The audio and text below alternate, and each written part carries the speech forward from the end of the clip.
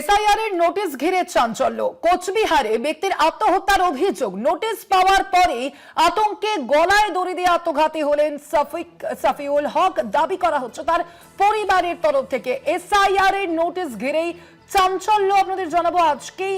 আমরা জানি যে এই যে শুনানি প্রক্রিয়া কিন্তু আজ অবশ্যই যেমন চলবে এবং তার পাশাপাশি আগামীকাল কিন্তু এই শুনানির শেষ দিন, এবং তার আগে এই নোটিশ ঘিরে আবারও এই নোটিশ ঘিরে চাঞ্চল্য। এসআইআর এর নোটিশ পাওয়ার পর আত্মঘাতী হলেন এক ব্যক্তি বলে অভিযোগ সামনে আসছে। ইতিমধ্যেই তার পরিবারের তরফ থেকে কিন্তু তেমনটাই দাবি করা হচ্ছে। কোচবিহারে ব্যক্তির আত্মহত্যার অভিযোগ, নোটিশ পাওয়ার পর আতঙ্কে গলায় দড়ি দিয়ে আত্মঘাতী হলেন সাফিউল হক। দাবি করা হচ্ছে পরিবারের তরফ থেকে। কোচবিহার উত্তর বিধানসভা কেন্দ্রের ঢাংটিংগুড়ি গ্রাম পঞ্চায়েতের এই ঘটনা আপনাদের জানাচ্ছি। এসআইআর এর নোটিশ পেয়ে আতঙ্কে আত্মঘাতী হয়ে মৃত্যু সাফিউল হকের, দাবি করা হচ্ছে তার পরিবারের তরফ থেকে। কথা বলবো আমরা বিষয়ের বিস্তারিত জানবো। ফোন লাইনে রয়েছেন প্রতিনিধি চন্দন দাস।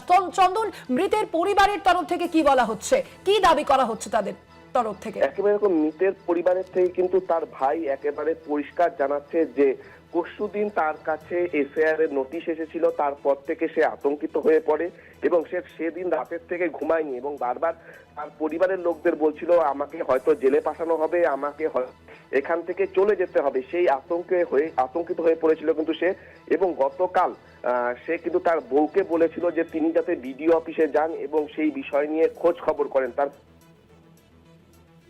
রকম প্রমাণপত্র তারা কিন্তু জমা দিয়েছিল এবং তারপরেও তার কাছে কিন্তু এই নিয়ে দুবার নোটিশ এসেছে, আর তাতেই কিন্তু সে আতঙ্কিত হয়ে পড়েছিল। এবং তার বউ যখন বিডিও অফিসে গেছিল গতকাল, সাফিউল হকের বউ, সেই সময় কিন্তু সে তার নিজের ঘরের মধ্যে ফাঁসি দেন এবং এই তার পরিবারের লোকের কিন্তু স্পষ্ট দাবি এই এসআইআর এর আতঙ্কের জন্যই সাফিউল হক তিনি কিন্তু আত্মহত্যা করেছেন। আর এই নিয়ে কিন্তু একেবারে তৃণমূলের যে স্থানীয় নেতৃত্ব তারা কিন্তু বিজেপিকে কটাক্ষ করেছেন। তাদের স্পষ্ট বক্তব্য যে বিজেপির এই চাপ এবং নির্বাচন কমিশন যেভাবে মানুষকে চাপ দিচ্ছে, এই ফলে কিন্তু এই আত্মহত্যাগুলো হচ্ছে, আর এর ফল কিন্তু 26-এ বিজেপিকে ভুগতে হবে। ধন্যবাদ তোমায় চন্দন।